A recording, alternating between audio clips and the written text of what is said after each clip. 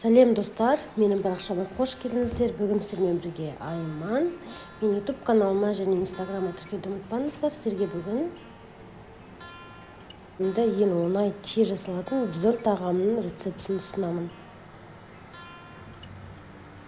Бұл жерде гарнирге өзіңіз таңдауыңыз бойынша кез келген тамақ жасасаңыздар болады. Мен күріш пайдаландым, пюре қоссаңыз да болады. Салатты да өз талғамым үшін қостым. Ең алдымен бізге қажетті ингредиенттердің барлығын описанияға қалдырамын. Фарш, жұмыртқа, сүт, бұрыш, тұз. Фарштың үстіне тұзымызды қосып жақсылап араластырамыз. Сүтімізді қосамыз.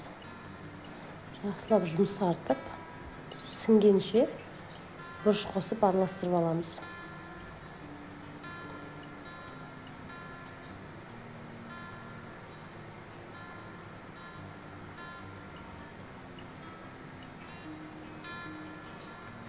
Фаршымыз дайын болды. Енді шамал-шамал бөліктен алып, домалап жасап қоямыз.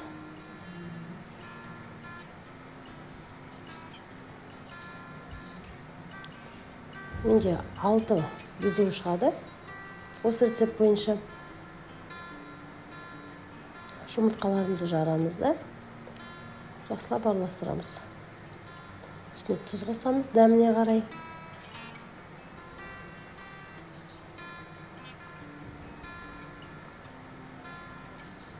Мынандай салафан пайдаландым, негізі фольга пайдалансаңыздар болады. Салафанды осылай маялаймыз.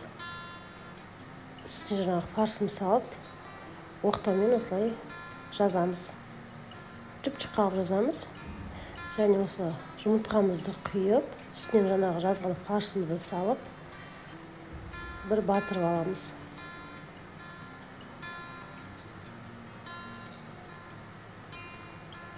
Пешімізді қыздыртып қоямыз. Осылай жасай береміз қалған омлеттерді.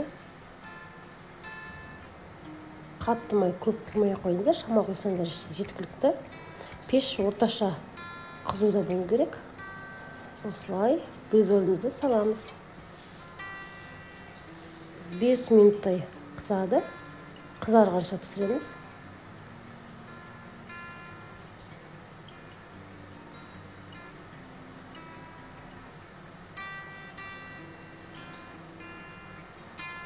Осылай аударамыз. Осылай кезекпен кезек бризолдарымызды пісіріп аламыз.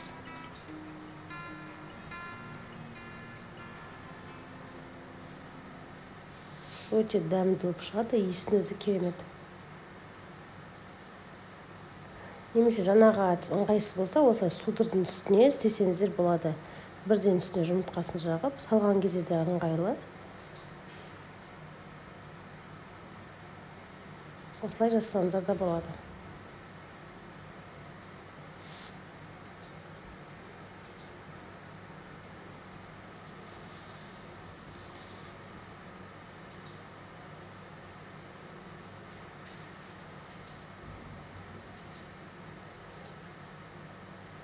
Ал біздің бризолдарымыз дайын болды. Үстіне кетчуп, майонез жағып әсемдесеңіздер болады.